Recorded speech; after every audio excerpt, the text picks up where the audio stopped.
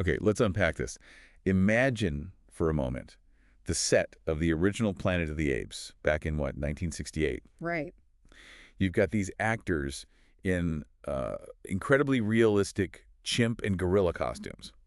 Now, what do you think happened at lunchtime? Everyone just mingling? You'd think so, wouldn't you? But no. No. The actors playing chimps and those playing gorillas, they actually ate in separate groups. Wild, isn't it? It's wild, but it perfectly illustrates this core human thing we're diving into. Like Robert Benchley said, there are two kinds of people. Those who divide the world into two kinds of people, and those who don't. And it seems like the first kind is, well, almost unavoidable for us. Exactly. So today we're really digging into our deep-seated drive to instantly create these us and them categories. Indeed.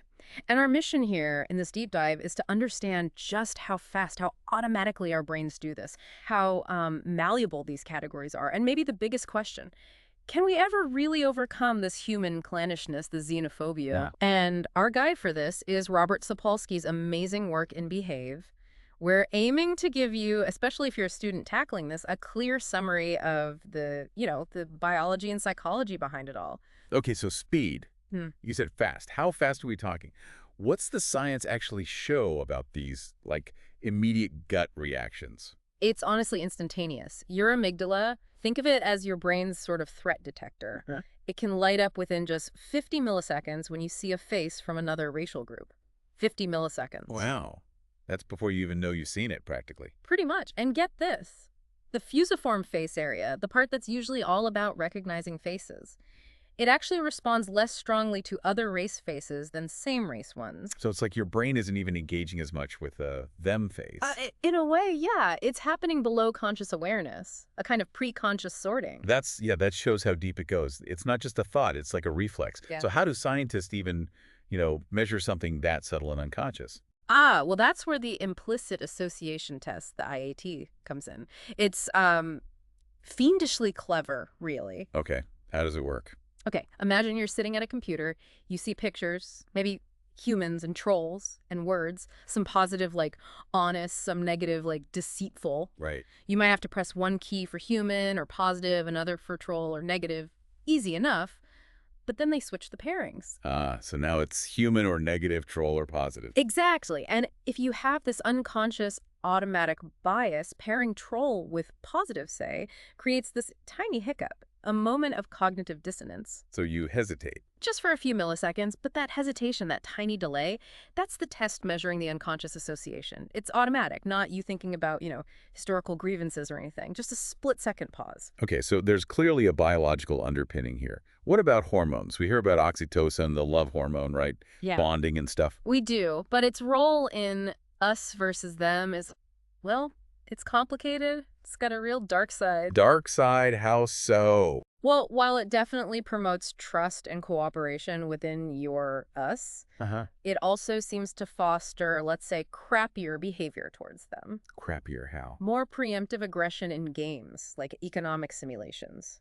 People are more willing to sacrifice an outsider for the good of their own group when oxytocin levels are high. So it's like a loyalty amplifier, but only inwards. Yeah. And maybe defensive outwards. That's a good way to put it. It's like a double-edged sword, massively boosting our tribal instincts. And this isn't just humans, other species are big on use them too. Like the chimps in the Planet of the Apes story. Exactly. Chimps will literally kill males from rival groups. And they've even done a kind of chimp IAT. Chimps look longer at pictures that don't fit their bias, like seeing a picture of one of their group members next to something negative, like a spider, versus seeing an outsider with a spider. So they have negative associations. It's not just fighting over banana. Right. It suggests deeper negative feelings, not just resource competition. Okay, so ancient instincts, brain chemistry. But it also seems like we can create these divisions out of almost nothing. You mentioned minimal group paradigms.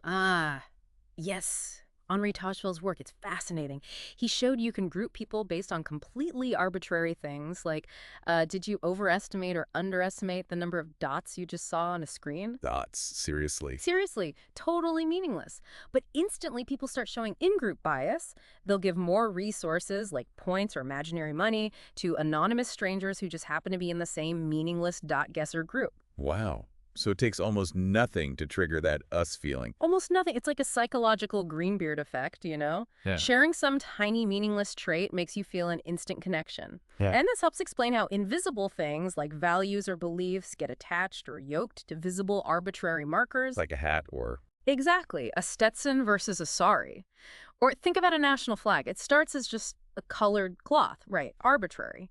But it becomes loaded with meaning, something people will, well, kill and die for. The symbol becomes the signified thing itself. And this starts young, doesn't it? Like really young. Oh, yeah. By ages 3 or 4, kids are already grouping by race and gender. They often have more negative views of the thems. They even perceive other race faces as angrier. 3 or 4, that's tiny. It is. Even infants show a preference for same-race faces in recognition tests. It points to something really fundamental. Is that just learned from parents, though? Picking up prejudices? Not necessarily, and that's a crucial point. Kids grow up seeing non-random patterns. If an infant mainly sees faces of one skin color, the first face they see that's different stands out simply because it's different. It becomes salient. Okay, so novelty plays a role. It does, and we see this flip with adoption. Kids adopted before age 8 by someone of a different race, they actually develop better face recognition skills for their adoptive parents' race. Their environment shapes their expertise. And even seemingly harmless things like a teacher saying, "Good morning, boys and girls," constantly reinforces these dichotomies. It also shows why just not talking about race with kids, which some well-meaning people do, can actually backfire. It lets those automatic ESM processes run without any critical thought challenging them. Right, you leave a vacuum and the automatic stuff fills it. Okay, so let's recap this first part. The power of EUSM comes from its speed. Super fast. Its automatic unconscious nature. Yep. The fact that we see it across species and in tiny kids and how incredibly easy it is to create these groups from, well, basically nothing. Arbitrary differences. That sums it up pretty well. It's a potent cocktail. So we know how it forms. Let's shift gears. What's it actually feel like to be an us? What does that mindset involve, and what are the downsides? Well, being part of an us feels good. Mostly. We tend to inflate our group's qualities, right? We think we are smarter, more moral, just better. Our food tastes better. Our music's the best. Our way is the right way. Yeah, a bit of collective ego boosting. Yeah, totally. But beyond that, usness is deeply about shared obligations, trust, reciprocity. Think about the prisoner's dilemma game. Right, cooperate or betray. Exactly. In one-off games, betrayal often wins. But play it multiple times where reputation matters. Cooperation flourishes. Groups naturally create that dynamic. Economic game studies show we trust in-group members more, cooperate more readily. Like that study with the soccer fans. Perfect example. Fans were much more likely to help an injured person if that person was wearing their team's jersey, that immediate sense of, they're one of us. That loyalty runs deep, and it even affects how we handle mistakes, right? Making amends. Absolutely. We feel a much stronger obligation to apologize or make things right if we've wronged someone in our us compared to an outsider or them. Okay. And sometimes, weirdly, people might even try to show loyalty to their group by being nastier to an outgroup. Like, the guiltier you feel about letting your own side down, the harsher you might become towards rivals. Oh, whoa, that's a dark twist on loyalty. It really is. And it brings up a key question. When we favor our group, is the goal just for us to do well? Or is it actually about doing better than them? Is there a difference? There can be. Both happen. Wanting to do better makes sense in zero-sum situations like sports. Only one team wins. And our brains actually reward us for this. You get a dopamine hit not just when your team wins, but also when a rival team loses to someone else. Schadenfreude, taking pleasure in their failure. Exactly. Gloating. Their pain is literally your brain's gain.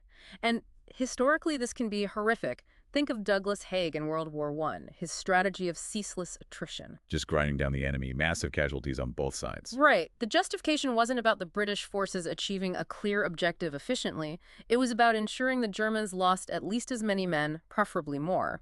The goal became us beating them, no matter the cost to us. Grim. And you can actually trigger this. Like prime people. Yeah.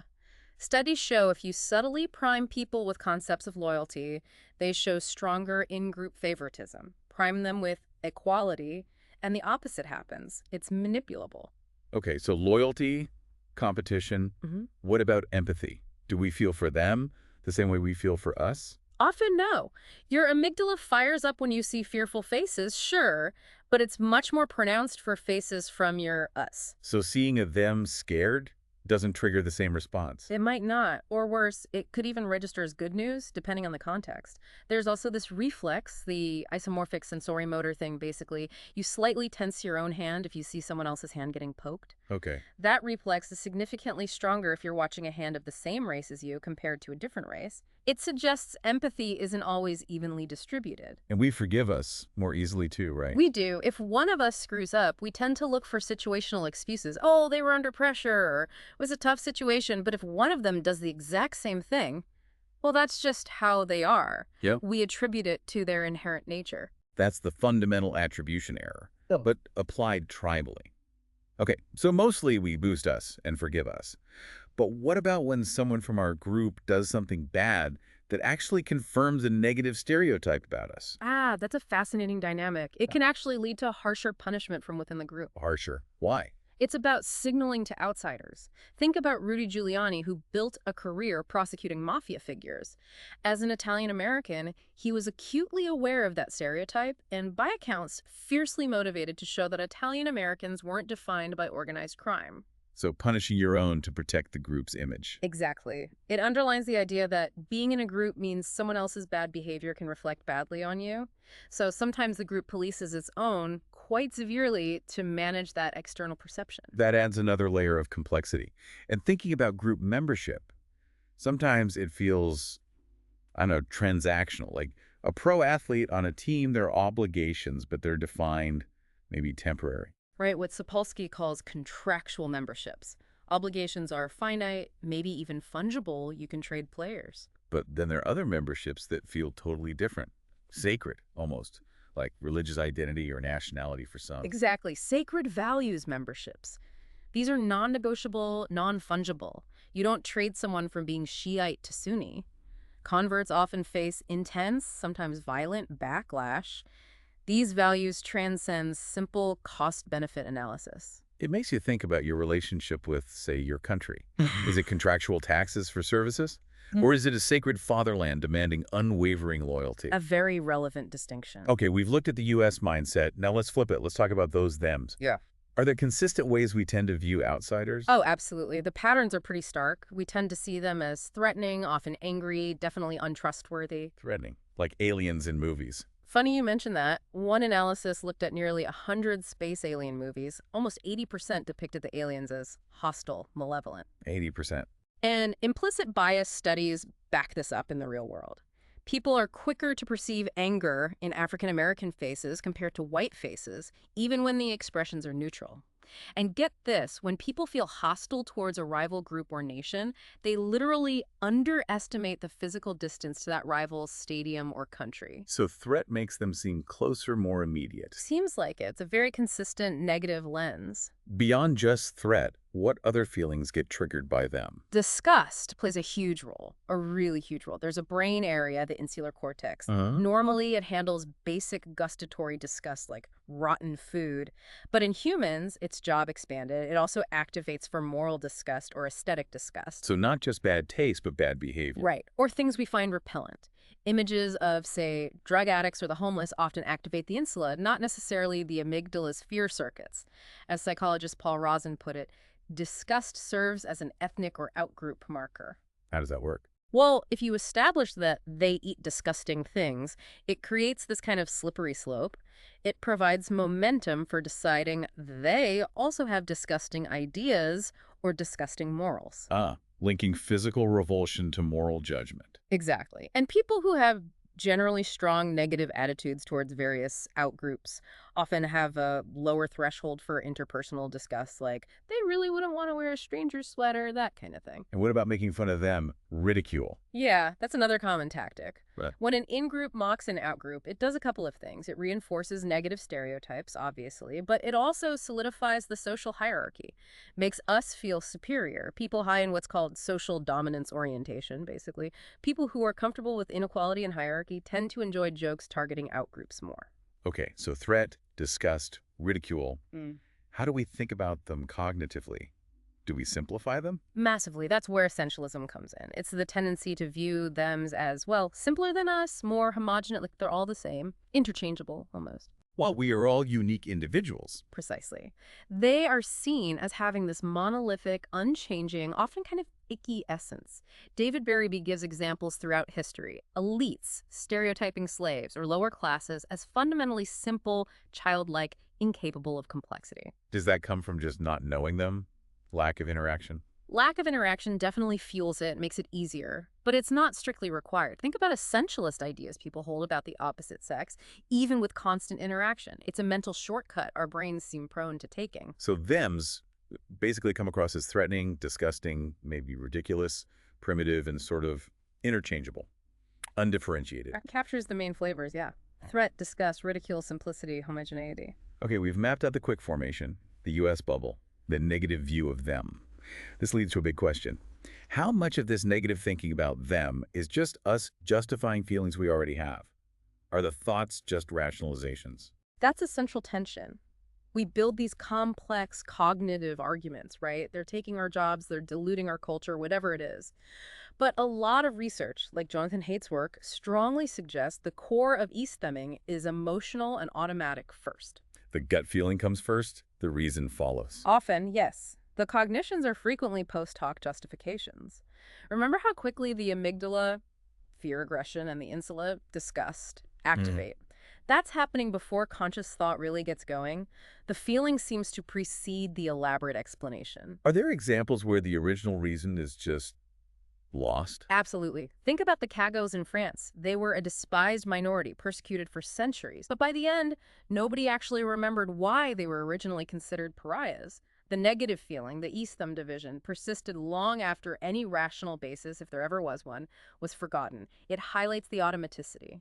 And this tendency to dislike various thems, is it always specific or is it sometimes just a general disposition? Often it's more of a general disposition. Theodore Adorno's work on the authoritarian personality suggested that prejudice against a whole range of outgroups often stems from a particular temperament, someone who's uncomfortable with novelty, with ambiguity. It's less about a coherent set of beliefs against each group and more about an underlying affective style, a general negativity towards difference. So if you dislike one outgroup, you're more likely to dislike others too, just because they're different. Frequently, yes. It seems driven more by feeling than by specific illogical objections to each group. And the really strong evidence for emotions driving this is that you can manipulate the rational thoughts unconsciously, right? Exactly. That's some of the most compelling evidence. Remember the study where priming loyalty versus equality changed how physically close people sat to members of their own group versus an outgroup? Yeah, unconsciously shifting behavior. Or the Moldova study. People knew nothing about Moldova, but seeing subliminal happy or angry faces briefly flashed before the country's name significantly changed their overall opinion of the place. Wow, just a fleeting image. Totally unconscious. Or that train experiment having two ordinary-looking Mexican individuals just quietly chatting nearby subtly made commuters more supportive of stricter immigration policies, but only towards Mexicans. The influence was specific and entirely below the radar. So our feelings and even our policy opinions can be swayed without us even knowing it. It appears so. Even basic biology plays a role. Carlos Navarrete found that white women, specifically when ovulating a time of high hormones, show slightly more negative implicit attitudes towards African American men. Hormones modulating the intensity of the eusesum bias. That's wild. And then there's that irrational magical contagion idea too. Right, the belief that essences can transfer. People valuing JFK's sweater less after its wash, or Madoff's belongings more after sterilization. Or, chillingly, the Nazis killing dogs owned by Jews because they were Jewish dogs. It's completely irrational, purely based on this idea of symbolic contamination. So the feelings are powerful, automatic, easily triggered, and then our rational mind jumps in to explain it all away. Pretty much. That's rationalization, powered by confirmation bias. The hanging chads in the 2000 election is a classic example. Instantly, both sides generated passionate, elaborate reasons why the other side's interpretation was not just wrong, but an existential threat. We grab onto evidence that supports our feeling. We remember it better, we seek it out, we test things in ways designed to confirm what we already believe, and we're way more skeptical of results we don't like. Our thinking brain works overtime to make our gut feelings seem logical. Okay, this has painted a pretty sobering picture of human nature so far. Automatic divisions, biases, rationalizations, but it's not the whole story, right? Humans have some unique twists on this you-seem stuff, and maybe Maybe some hope for bridging the gaps. Definitely. It's not all doom and gloom. A crucial human difference is that we belong to multiple UCs simultaneously. Ah, right. I'm not just one thing. Exactly. You're a vertebrate, maybe a scientist, a fan of a certain team, a resident of a town, tons of categories, and which one feels most important can shift dramatically depending on the context. Like that example of Asian American women taking a math test. Perfect one. Prime their Asian identity associated with math skill stereotypes, and they do better. Prime their female identity associated with negative math stereotypes, and they do worse. The salient us changes the outcome. So these categories aren't fixed hierarchies. Not at all. And the idea of race as this fundamental biological use them marker, it's actually pretty flimsy biologically. It's largely a cultural construct. Genetic variation within so-called racial groups is often as large or larger than the average variation between them. So biologically, race isn't a very meaningful category. Not in the way we often treat it socially. And evolutionary arguments for it being a core divider are weak, too. Our distant ancestors rarely, if ever, encountered groups that looked dramatically different in terms of skin color. Other categories, gender, age, kinship, maybe language group, were likely far more relevant historically. And even today, race can easily be overridden by occupation or shared interests, or Or even just wearing the same color shirt in an experiment. right, the minimal group thing again. This malleability, this ability to shift categories is key. And this recategorization can happen even in extreme situations. You mentioned wartime examples. Yeah, some incredibly poignant ones. During the American Civil War, there's a story of a wounded Confederate general giving a Masonic distress signal. A Union officer, also a Mason, saw it and immediately risked his own safety to help him. So Mason on Mason trumped Union Confederate in that moment. Instantly. Or think of the famous WWI Christmas truce in 1914. Soldiers from opposing trenches spontaneously stopped fighting, shared gifts, played soccer.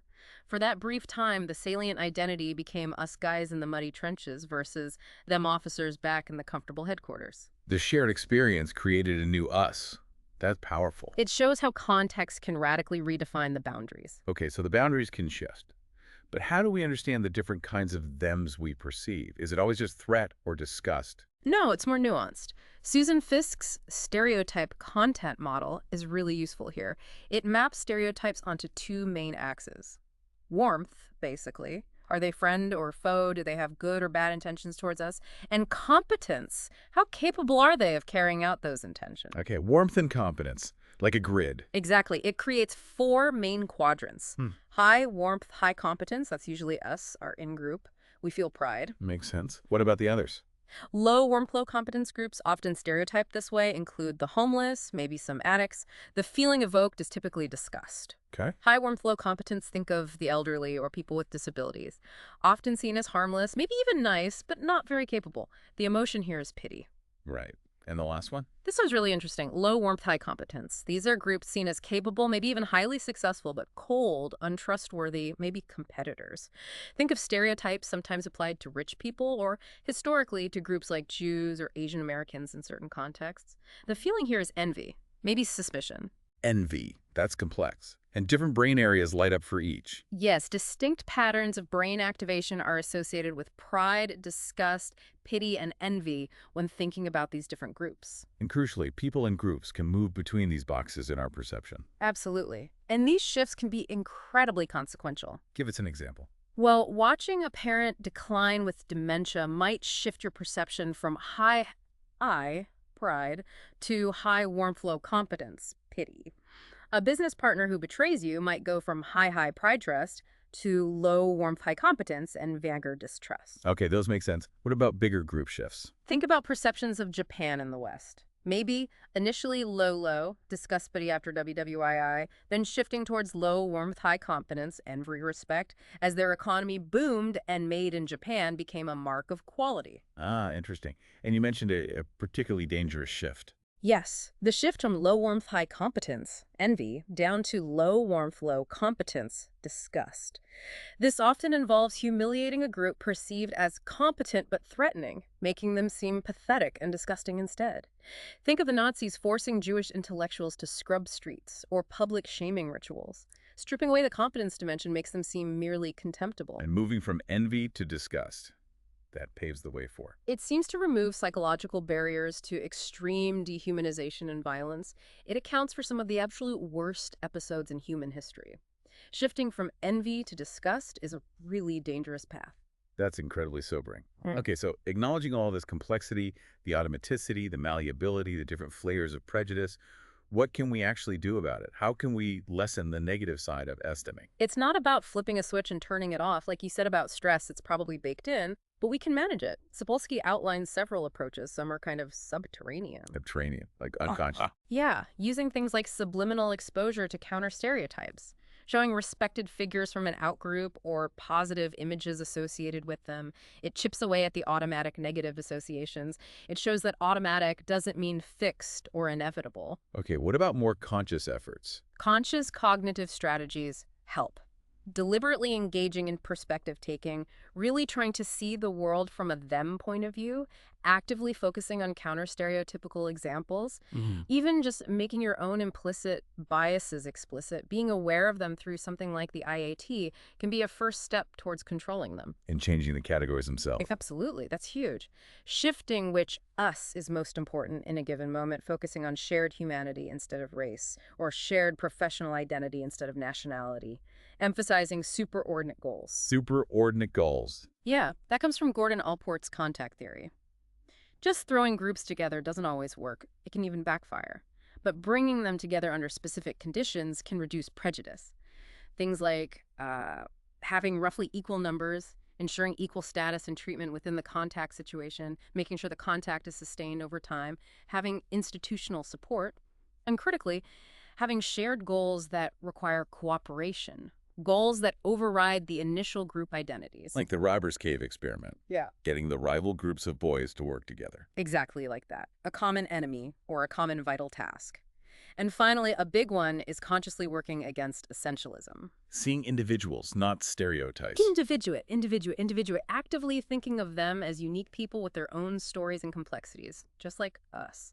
And working to lessen actual hierarchical differences between groups helps too, as inequality often fuels the negative stereotyping. This has been a really deep dive, unpacking so much about why we divide the world. And that analogy you brought up earlier is sticking with me. We don't aim to cure stress, right? Right. It's part of life, sometimes even useful. And maybe estimating is similar. We can't just excise maybe we wouldn't even want to completely, because that feeling of belonging, of being an us, can be incredibly positive. Some of the best moments, feeling safe, accepted. Precisely. That connection is vital. So the goal isn't eradication, it's management. It's about trying to make sure our use-them tendencies lean towards the side of angels, as Sapolsky puts it. Okay, so key takeaways for anyone listening, especially students grappling with this. First, be deeply suspicious of essentialism. Recognize when you or others are painting a group with a single, simple brush. Second, watch out for rationalization notice when strong feelings seem to come first and the elaborate reasons follow. Third, actively look for and emphasize a larger, shared goals that cross group lines. Makes sense. Fourth, practice perspective taking. Seriously try to imagine the other's viewpoint. Fifth, individuate. Focus on the individual, not the group label. And maybe sixth, just be mindful of how we talk about groups. Avoid that trap of blaming some other third party just to make our own us feel better or more united. Excellent points. It's about awareness and conscious effort. Thank you for walking us through all that. It really gives you a framework for understanding so much human behavior. It's fundamental stuff. Glad we could explore it. Absolutely. And maybe a final thought for everyone. In the meantime, perhaps give the right of way to people driving cars with the "mean people suck" bumper sticker. Ha! A universal us. Maybe. Yeah. And just keep reminding everyone that we're all basically in it together against Lord Voldemort and the House Slytherin. Now there's a superordinate goal we can all get behind.